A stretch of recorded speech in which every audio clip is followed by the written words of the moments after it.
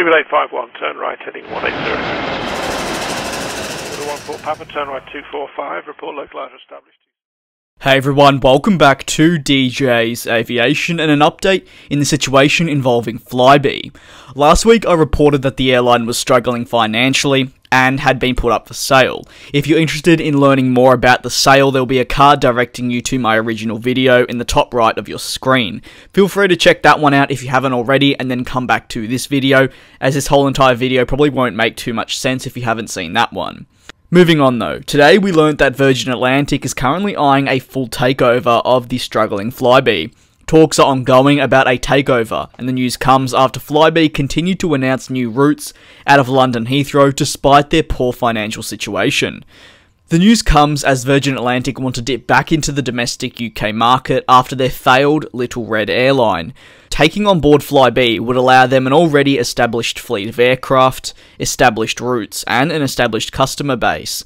With Virgin Atlantic branding potentially, no doubt it would allow them to grow that carrier. It's unclear if a takeover was actually initiated, if the Flybe branding would disappear and the aircraft's livery would transform into a Virgin Atlantic scheme, or Flybe would have a brand new name. However, if recent history is anything to go off, when the Icelandair Group acquired WOW Air, they confirmed that the WOW Air branding would stay. There are many benefits to Virgin Atlantic taking the airline over, and their interest comes from these advantages as well. The acquisition would be highly valuable for Virgin Atlantic in regards to takeoff and landing slots that currently exist for Flybe at London's Heathrow. Currently, this is an airport which, as we know, is extremely tight on slots, especially for domestic operations. Often we see these domestic services go out of another London airport, like Luton, Gatwick, City and or Stansted. In addition, it would also provide Virgin Atlantic with more international traffic, with the airline offering connections from domestic hubs into Heathrow and then on to, say, the United States.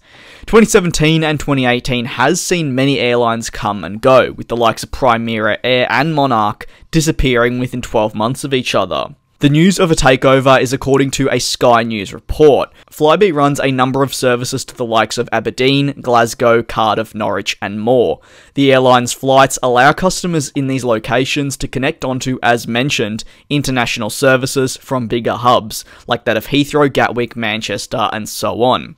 In October, Flybe issued a profit warning and then of course announced that they'd been put up for sale. No time frame has been announced on when we will hear more about the potential Virgin Atlantic bid and also the future of Flybe, but I will continue to keep you updated if anything does come out. Do you believe this would be a good move for Flybe in the future? Let me know in the comment section below.